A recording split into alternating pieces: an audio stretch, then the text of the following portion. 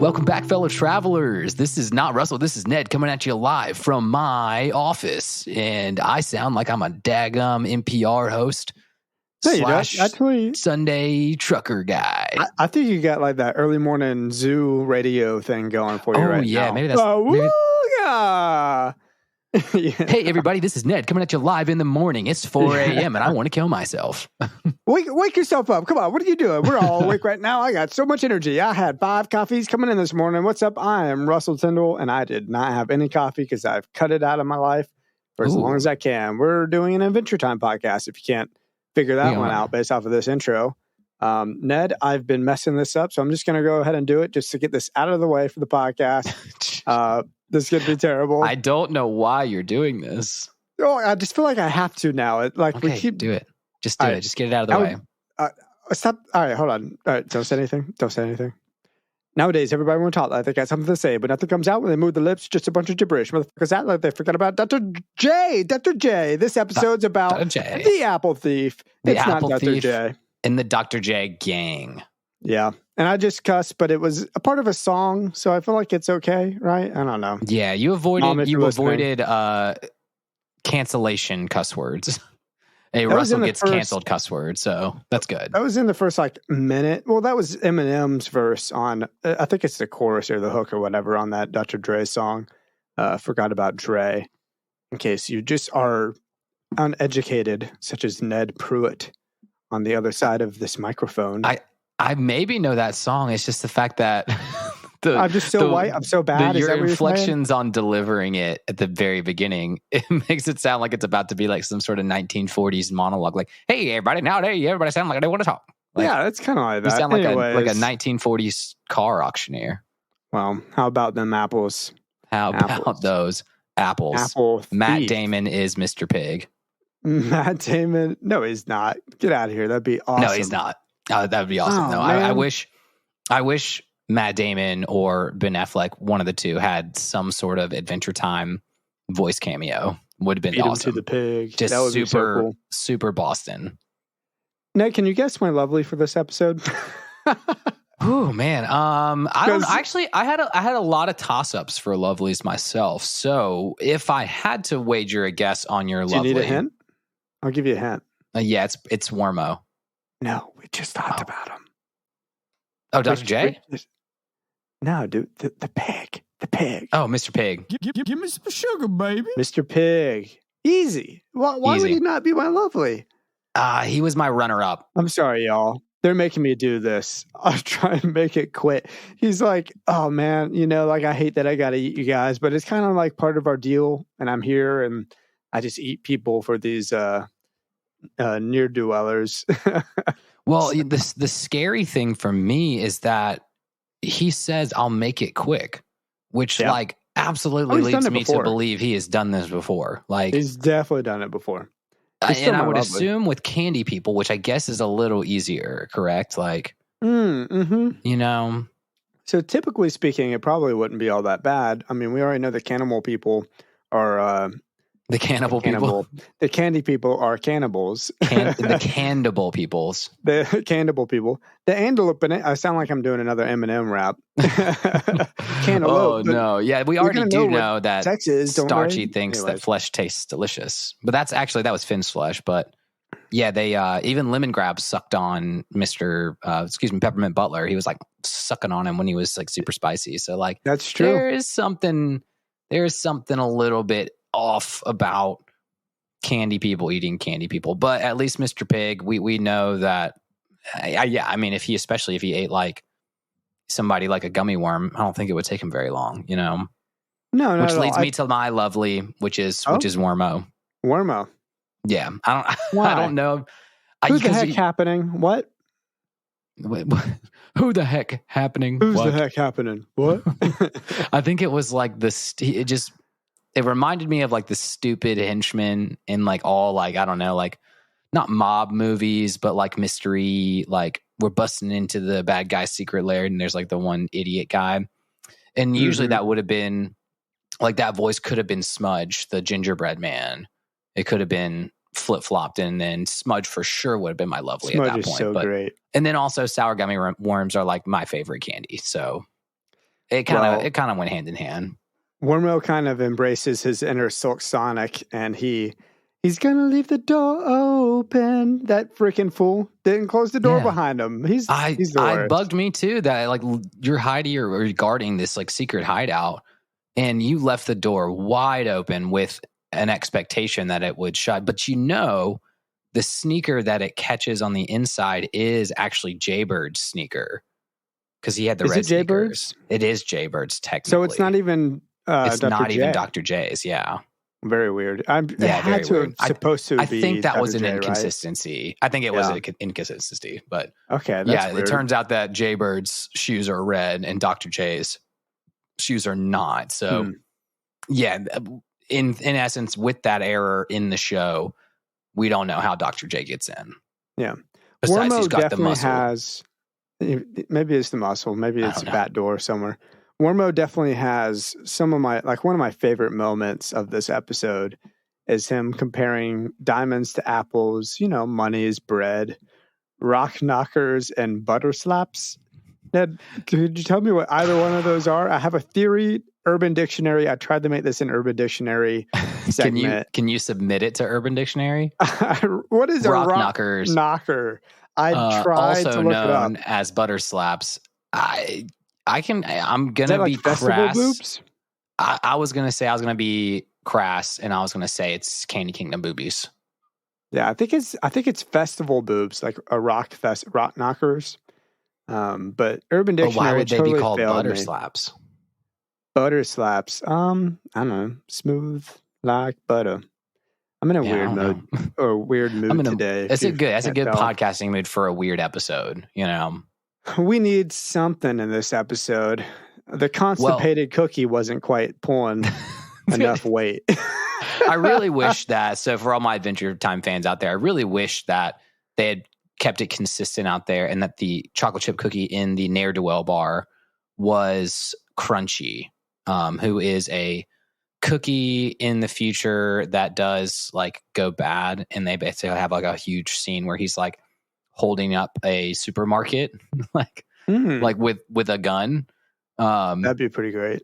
And so if they kind of kept it in, would have been a good reference. Automatically put him as a C-list character in this episode to lead up to that one, I would have been like, oh, that's awesome, like consistency through the show. So maybe that was supposed to be a weird form variation of Crunchy at some point. So yeah, well, they get into that Candy Tavern, right? And that's where Jake used to snatch old ladies' purses. I'm guessing with Tiffany, perhaps. I don't know. Yes, good call. There is an episode coming up. I mean, gosh, it's pretty far from now. It's called One Last Job, and it goes into the full story of Jake and the old gang, Jake and Tiffany.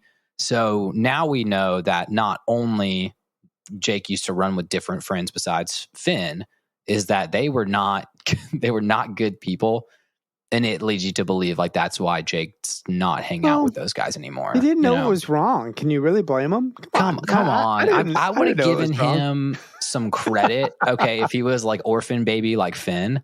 But Joshua and Margaret are awesome. They're great parents. Why? This is such a Jake mistake. This is my Jake mistake. Making bacon pancakes. There's no excuse, dude. Like, this was not a time when you're like, I didn't know it was wrong. I was snatching ladies and hawking bikes, Yeah, you used to hawk stolen in bikes. the Candy Kingdom. Like, that's a multiple step process too, right? Like, that's not just something you like stealing a purse. You might have some regret or whatever, but you steal a bike and then you go, all right, time to sell this. Yeah, that's not just like you got one bike and that was your bike now. He had a whole black market something going on. He did. Also, your buddy Wormo, your lovely, referred to himself as a ne'er-do-well, and I was like, only in this show are the bad guys referring themselves to as the bad guys, as ne'er-do-wells. Yeah, I love it. Same thing. I love that this episode had a lot of the, what would you call it? More just like absurdities of Adventure Time. So not only is it like the Candy Kingdom, seems like it did now. Good grief. I didn't think of it while I was watching the show. No, yeah. If you think about it now, it's like they're gonna go help her find apple because there's an apple thief out there. Second of all, that there is they go and dirty themselves up in the bathroom, and they come back out, and the guy's like doesn't recognize them. That's an Adventure Time absurdity. I think he did because he had already gotten that kind of weird vibe from them at the beginning, and so when they went back to the bathroom, he was like, "Okay, I got to bring these guys to Jaybird and like threaten them because clearly they work for Dr. J." I guess he did sell them out. Yeah, he did figure it out. Oh, you're right. You're right. So and maybe that was less part of the gang absurdity. Or whatever. That's like their hangout sort of a thing. No, I totally agree with you. This episode is all over the place, and as we get to Tree Trunks, as we get further into the plot and how the plot comes around at the end, it truly is ridiculous every bit of the way. But this guy, I guess he's a mint flavored ice cream cone upside down, right? That's his whole thing. The bartender, the bartender. I couldn't figure it out, man. I was like, I tried to figure out if he was ice cream. I think it says ice cream bartender on the wiki, but I'm like, I guess mint is that the baddest flavor of ice cream? Do we even know? Is rum probably raisin? Pistachio. I'd say if there was an ice cream flavor, I had to deem as and not because it's bad. Pistachio would beat you up, Like, it absolutely pistachio for sure would beat you up. Yeah, that's what I think. Rum raisin. Well, that would be like that's the drunkard old person. That'd be the old person, the old alcoholic candy person at the bar would be rum raisin ice cream for sure. Yeah, my grandma bought rum raisin one time, thinking it was vanilla for our pie, and me and all the cousins like it was already scooped onto the pie, and we took a bite, and every one of us freaked out. We had never tried rum raisin before. I think it's terrible. I haven't had it since. I can honestly say I don't think I have. I could imagine it being good on like a pecan pie, but not on anything else really. I couldn't even not when you're expecting vanilla bean. Was. Yeah. I couldn't even tell you what the flavor nodes or anything were at this point. Yeah, rum and raisins. If it had rum in it, man, you shouldn't be giving it to the grandkids. That'd be awesome. Yeah. I mean, for me, I would never do that nowadays, but sorry, I said like I'm in a weird mood today. I know. You got to be in a weird mood to dissect this episode. That's for sure. Yeah. Well, how do you feel about Tree Trunks in this episode? I know this is maybe our third, if not fourth, appearance of Tree Trunks in the show so far. And how you feeling? I'm feeling like she belongs in the streets. You think so? She's hard knocking, ne'er dwelling. I think.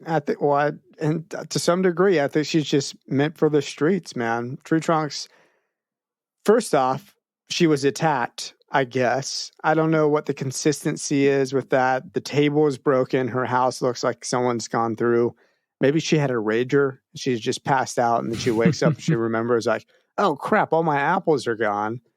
How are all the apples gone? Come on, are the magpies that hungry? But they aren't even eating them. They just drop it, and they're just dropping one at a time. So that magpie is just, it's just a matter of how long was that magpie working to go get every apple in her orchard out of the trees, for sure. Hey, no tangents, but I do, just because we're talking about the apples, I might have some apple facts for you. You got apple facts. Okay. Yeah. Russell's top 3 apple facts. Got a segment. This is a reoccurring segment. Every week, we're coming at you hot with the best apple facts. Apple facts. Magpies do, in fact, eat apples. Oh, that's probably why they picked magpies. That's smart. That's good. More importantly, though, magpies also eat figs. Ned, did you know that there's a wasp in every fig? No, wait. I've heard that a long time ago. On this podcast. Maybe so. Maybe we have talked about wasp figs on this podcast before. We had fig facts. That's what this is a reference to, Ned. This whole bit is a fig fact reference. That can't count as your second one, though, because that's not an apple fact. No, that's number 1. Number 2, 36 apples in a gallon of apple cider. I hardly know her. Number 3, I've got 2 in my fridge that I just keep forgetting to eat. I'm the same way. We always buy 4 apples, and 1 goes uneaten and then goes bad. Always. It gets it slides underneath a bag of salad, and I'm just like, man, that's been in there for like 2 weeks now. Yeah. It's always, because I've also not eaten my salad. So. And it's always like, it's kind of like it's the last apple, and you're like, oh, well, it's good. It's good that we have fruit in the fridge. And if you eat that last apple, then there's no more fruit left. And so it's kind It of just makes you feel good. Makes you feel like you're, right. attempting to be healthy. Yeah. Like you go to the Kroger, you buy an apple, and you're just like, hell yeah, dude, bought an apple today. I do have a question for you, and I want your theory on it. Who or what knocked Raggedy Princess off her scarecrow, like joist or whatever it was? And why is she in an open grave? As a ditch, I guess. I didn't just call it a ditch, but there's like a cross at the top of it. It does look like a freshly dug grave. So, and she's got it's a little scary. A piece of glass stabbed into her head. Does she always have that? Yeah. She's raggedy, man. Well, she's definitely in an open grave, and she's been there a long time by the ne'er-do-wells.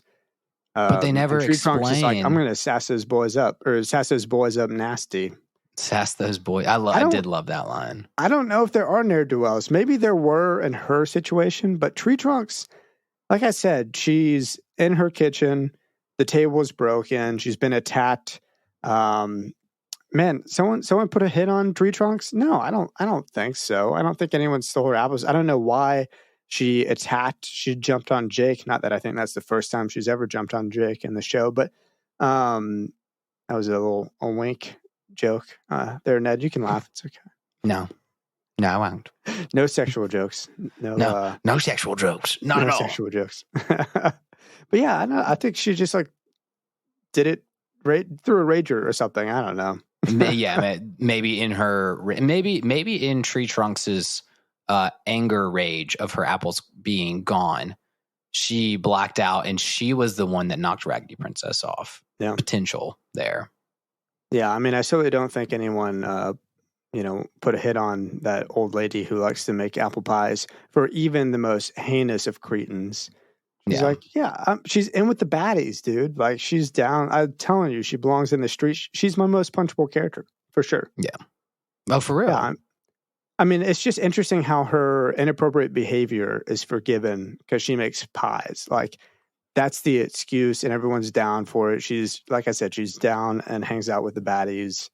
And it's I feel like fun. The last couple of Tree Trunks, I mean, really, in all of them, Tree Trunks causes a ruckus for Finn and Jake, and they always end up helping her in kind of these situations that she's thrust upon herself. When they go hunting for the Crystal Gem apple, when she is the Crystal Gem, like, guardian, all that stuff, that Finn and Jake are always willing to help her. And I don't know, maybe the ulterior motive is that the apple pies are using Tree Trunks for apple pies. Do love apple pies. I do. What's your best apple pie you've ever had? My best apple pie? Yeah, best one you've ever had. Not ever made, ever had. I don't know. I mean, I'm not like I dabble in apple pies, right? But I'm not like I've tried the apple pies everywhere you can get an apple pie in Nashville kind of a guy. I don't know if anyone is that kind of a guy. No. You got to be either extra old or extra weird to be that level. For my birthday growing up, and I may have already said this on the podcast, I did used to get apple pie instead of getting cake. Smart. I think cake's overrated. Yeah, I totally do too. Unless it's an ice cream cake or a cookie cake. Which is just ice cream. Which is just cookie at that point. Yeah. Just plain birthday cake. Like, what are you doing with your life? Yeah, I 100% agree. I'd rather have any other dessert besides a cake. So I'm with them on the good apple pie. My brother-in-law makes a really good apple pie.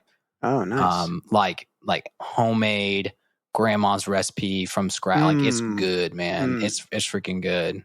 I mean, there's some like apple pie, like I don't know, like tangents that are equally as good. Like a apple. What is it with like the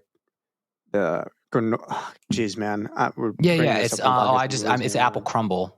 Apple crumble, like I made one of those. I made a healthy apple crumble a couple of weeks ago, just because I had like granola in the house. I was like, heck yeah, like I want to try that. As a kid, my mom used to like peel apples, and I do have good memories of like apple pie night where she would make an apple pie, and she had this like really cool thing where you would stick the apple into it and you'd spin it really fast. Yeah, and then you got to eat the skin. I used to love that. I had one of those in college too. It weirdly is like one of the most efficient kitchen tools that have ever been invented, for sure. Yeah. I don't think Tree Trunks has one, but no. I mean, in what other scenario do you not want the skin? In an apple pie, you don't want skin. Yeah, but that's the only Oh, scenario. he said, oh, in any other scenario, yeah, you absolutely want this skin on an apple. Yeah. Well, on the topic of food, and before we take a quick break, I did want to take a moment and pour one out for Jake's meal that he cooks at the very beginning, because was please do. just clutch, man. Wow. Apparently I only caught the bibimbap. Obviously, that's a pretty obvious one, and that's why I was like, dude, bibimbap doesn't smell. It's basically like a Korean Chipotle bowl. But apparently he was cooking. I'm going to pronounce this wrong, so apologize for my lack of Korean knowledge. Doenjang jjigae, which is a stew made of soybean paste, tofu, zucchini, and scallions. And you nailed it. You nailed the pronunciation too. Yeah, well, I live next to Doraville, where all the best Korean restaurants in Atlanta are. So that's been all around me all the time. Well, I also don't know if you did or not. I'm just trying to make you feel good. It was probably not the worst attempt ever. But he's also cooking jeon, which is a dish made of whole or sliced fish, meat, vegetables, etc., coating them in egg wash and wheat flour before cooking them in oil. So I would imagine soybean paste mixed with sliced fish did lead to a stinky smell. But I would 100% take Korean food over apple pie any day of the week. Man, it kind of reminded me of how you do it. I feel like you do it pretty big sometimes. Like we would come over to your house, or I would come over to your house for like the beginning of a boys' night, or if we're doing like Magic the Gathering type thing, and you'd be like, "Oh, I'll make us something," and it's always way more than it needs to be. Like I would be totally cool with just like a Domino's pizza, but you're a Jake in that way. Like I feel like that's why Jake's my soul you got sister. Someone over, you're gonna go all out with what you're cooking or making or drinking or whatever. Yeah, it's one of the best. I mean, 3 moments in the show that I always like stop in, take a gander at are Jake's everything burrito, Jake's perfect sandwich, Jake's Korean lunch here, and BMO's sentient sandwich are just 4 of my like favorite. I love the way they do cooking scenes in this show, and it makes me be like, yes, that's why I do it up the same way. I'm like, oh, we could do ketchup, or we could do like spicy habanero creamy ketchup with all the little weird ingredients I have in my fridge, Sounds like we need to make a different podcast. Ned makes Russell food, and Russell tries to describe what he's eating. What's in my fridge? How to make what's in my fridge? Everything that you haven't touched in 6 months, turn it into an amazing dish. Yeah. Well, let's take a break, Ned. Podcast. And we'll get back. Yeah. We'll get back gotta get back on track here. Sounds good. I'll see you in a minute. Michael, we're so sorry. That was so bad. We tried to be funny. That was rough. rough. Put this instead of what we just did. That was so bad. Yeah, or just keep this in here, and we can wallow in how bad our skit was there. Ned, I can't believe you took it that far. I can't believe you went there with that commercial that we just did. Welcome back from potentially the worst ad break we have ever had in our life. So it's all good. I think we need to stop addressing how bad they get it, right? Y'all get how bad the ads are. They're always going to be bad. This is the last time we're going to talk about how bad the ads were. Well, talking about things being bad, I wanted to get your perspective on this new side of the Candy Kingdom that we're seeing. We are finally introduced to the fact that Princess Bubblegum's little world she's created over there is not so perfect, It's almost like it's growing out of hand. Like it's getting too big for her, the truly tyrant over all of it.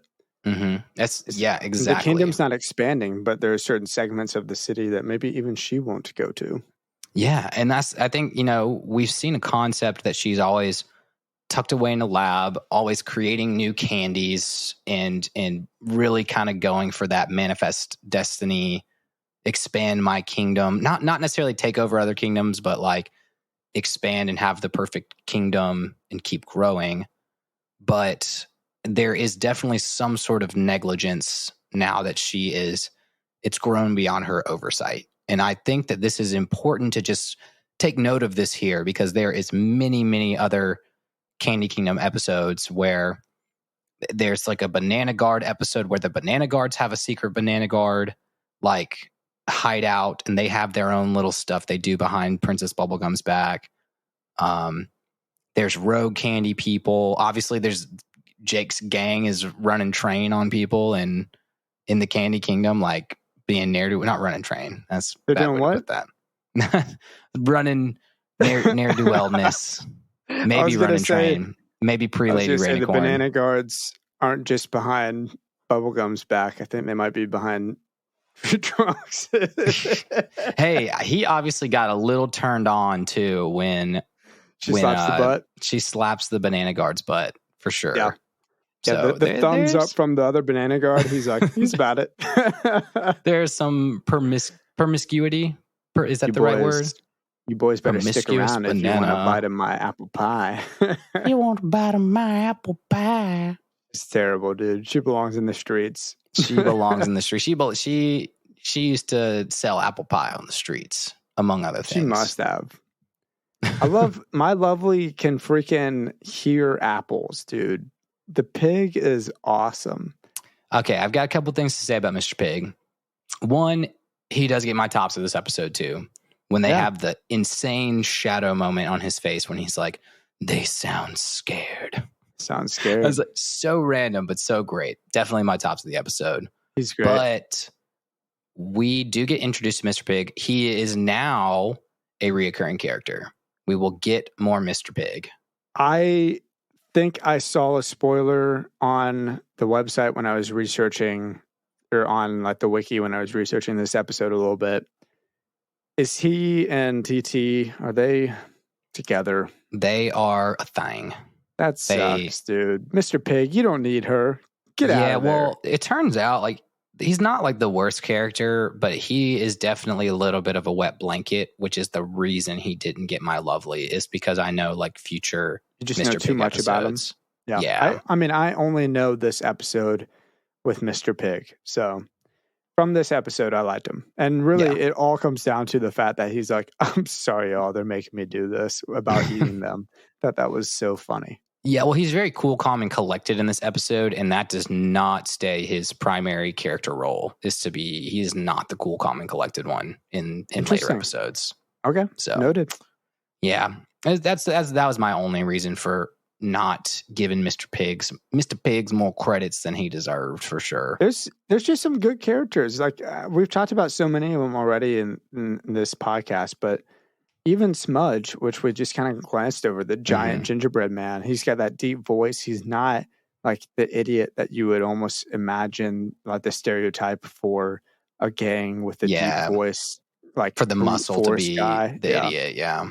But his voice was so deep, it made me giggle because it reminded me, do you remember the Pokemon parody episode 1 from like ebombsworld.com type days? It's like stick figures, like stick Pokemon. And I've seen a couple of them. Like, I don't know if I remember that specific one. There's a Pikachu in this that I'm thinking of, and the Pikachu has that same thing where you Pika Pika, you imagine that, and it's Pika Pika. And so it was like the same tone and like the same level of deepness. And it really got to me. It really made me laugh. If you're out there and you're looking for some entertainment, the Pokemon parody episode 1, you can look it up on YouTube. It's pretty good. It's worth your time. If you like Pokemon. Tell people if you're looking for some entertainment out there, go to eBomb's World. Yeah. eBomb's World is going down. No, don't go to eBomb's World, man. No, I'm pretty sure would that have been 2006? Saw some not 6th grade healthy things on eBomb's World. So much of my growing up, though, I feel like was spent like on eBomb's World, like in that pivotal moment of like defining comedy, I guess, and like your friend being like, "Oh my gosh, you got to see this video!" Like pre-YouTube days. I used to love like Kill Some Time and eBomb's World. They had all the flash games on them. Again, I did appreciate the flash games. Any of your time on that.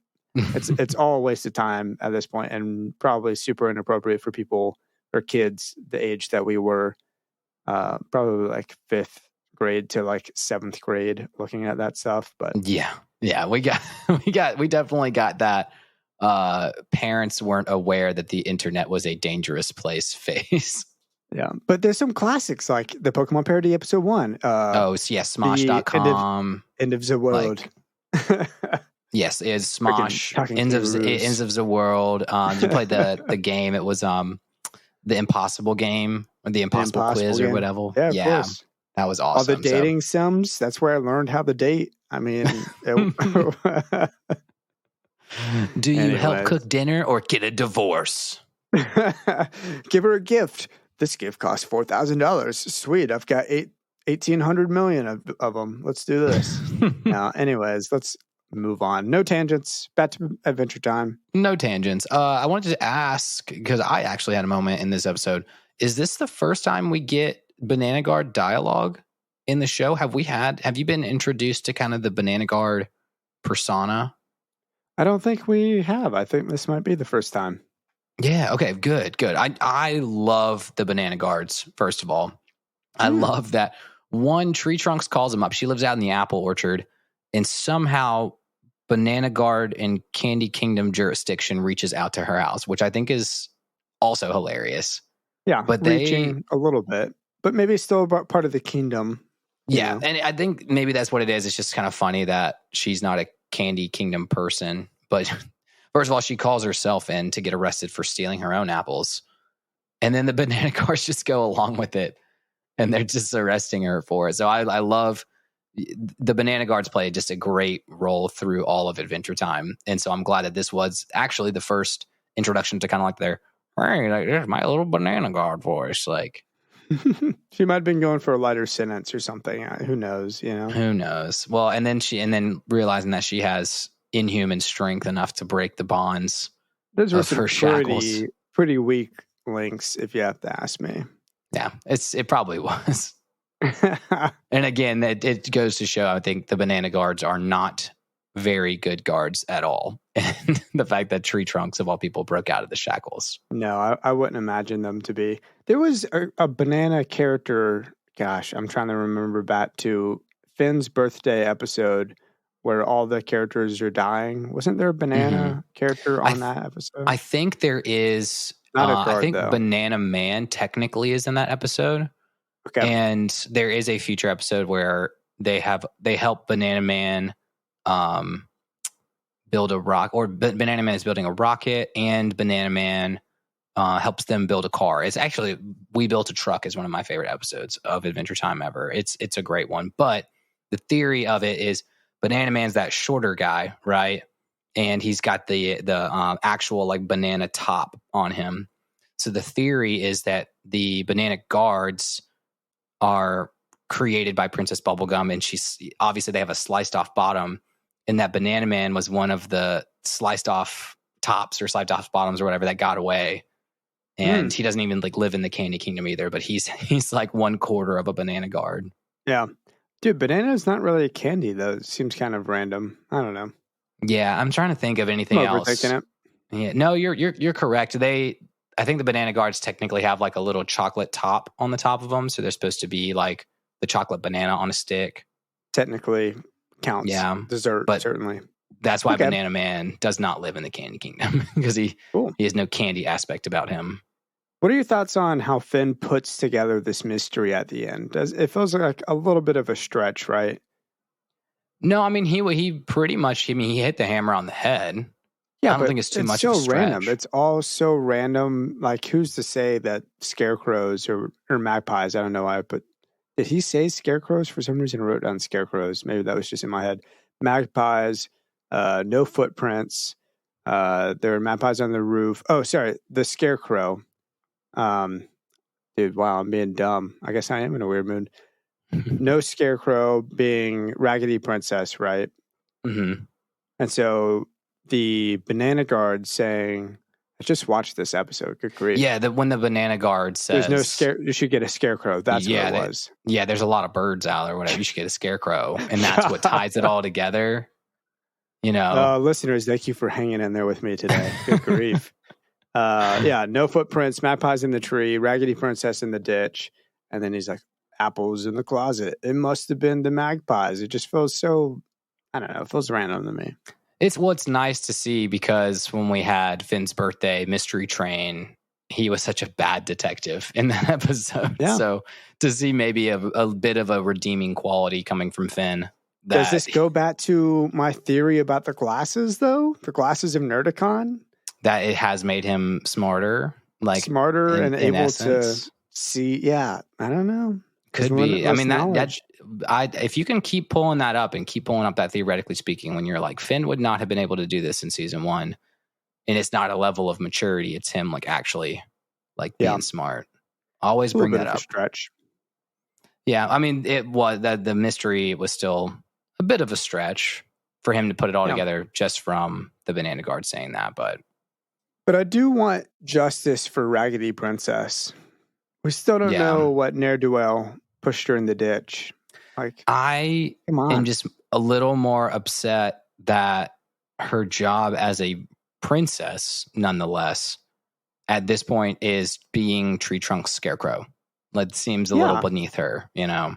She doesn't have people in her kingdom to go look out for her or go try and find her. There's no search party, no communication between the different kingdoms. Raggedy Princess is missing. Now she's a scarecrow. Yeah, there is an episode where they go, there's a big, huge like dump, basically, like where all the garbage, either all the garbage in Ooh or all the garbage from the Candy Kingdom goes. And that's technically her kingdom. Oh. And so she does, she just literally like lives in a dump, and she is like the ruler of all the trash in Ooh. Man, poor Raggedy Princess. I feel sorry for her now. We need a little bit nicer. Sure. Yeah, a little bit nicer to call her Raggedy Princess instead of Trash Princess. Because that could have been the first name for her, was Trash Princess. Dang, yeah. Yeah, justice for Raggedy Princess. She might be my lovely. Princess. I might have to switch out the pig now that I know the pig's future is not ideal. Yeah, there might be some pig fans out there. I personally am not, so I just doubt there are. Raggedy Princess would have got it for me. Her voice just drives me crazy. Yeah. So that's where she lost it for me. Well, Jake's my tops at least, and it's just the fact that Jake just keeps being like, I didn't know what was wrong. His stupid excuse. That's my Jake mistake. That's your Jake mistake? I didn't know it was wrong. Mistake. That's not a mistake. It's a great... Oh, maybe my Joshua and Margaret mistake, honestly. Yeah, maybe so. If they weren't disciplining their child enough to know to not hawk bikes and steal old lady purses. And this was all before Finn, I'm guessing? All before Finn was old enough to run with the gang. Okay. For sure. Cool. So he's like little baby at that point. But what did you learn? What are your lessons? Did you get any lessons from this episode? Yeah, of course. All right. I got a great lesson. Give me them. Pigs can hear apples. Mine was that apparently apples are sentient of some way, shape, or form. Yeah, I like that. So it goes one and the same. Yeah, we're very similar. There wasn't much to take away from this episode, to be entirely honest with you. Yeah, my other lesson was rock knockers are also butter slaps, just in case you didn't know. What's a butter slap? We said it was probably a Candy Kingdom titty. Like, unfortunately. That's my theoretically speaking.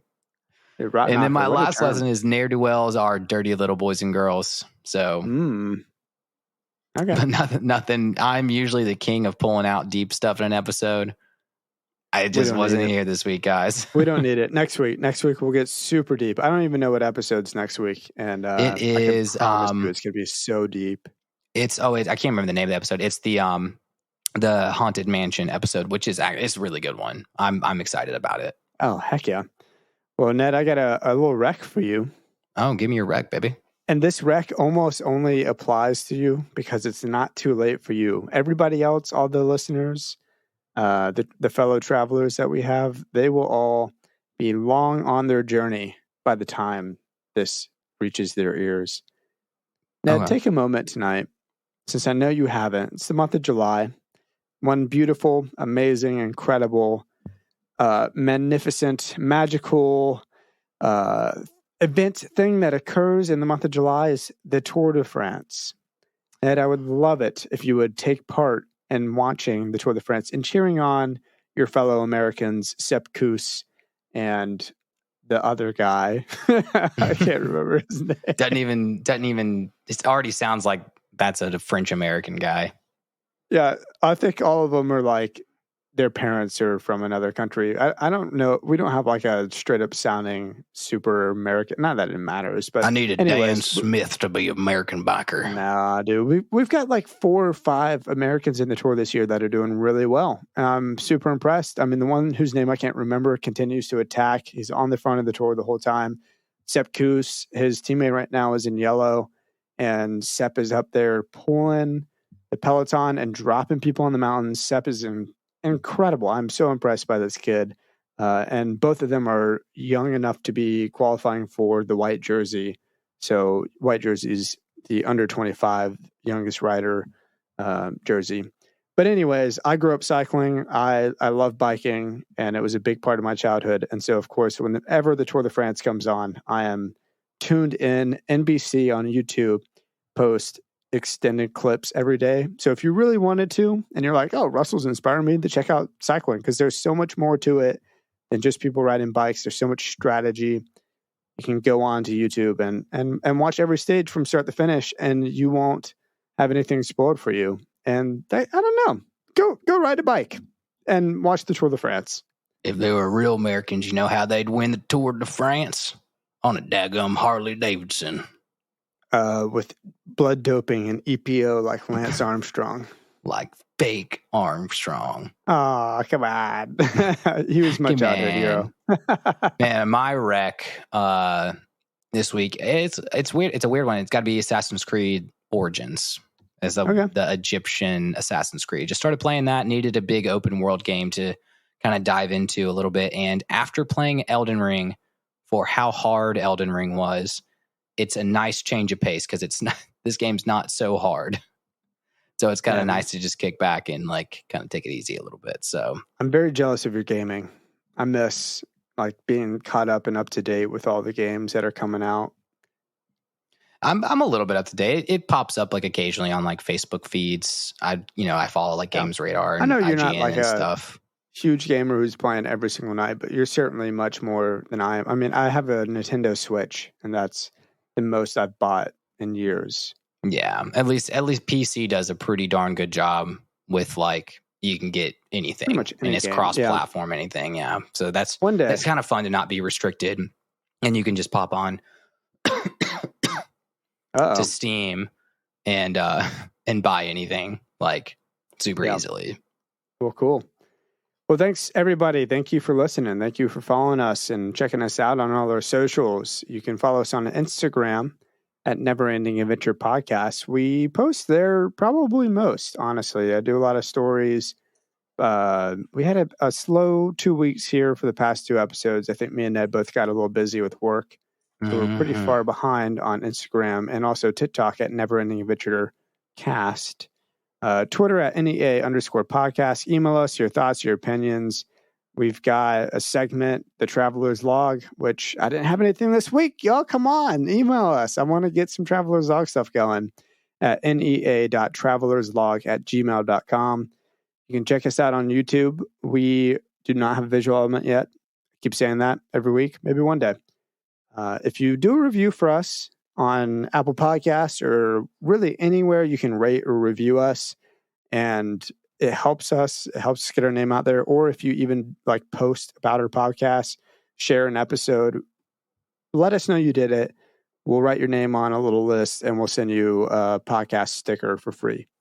Yes, and they're dope. They're cool stickers. They're such high quality. I love them, and I would love to get them in the hands of more listeners. So thank you, everybody.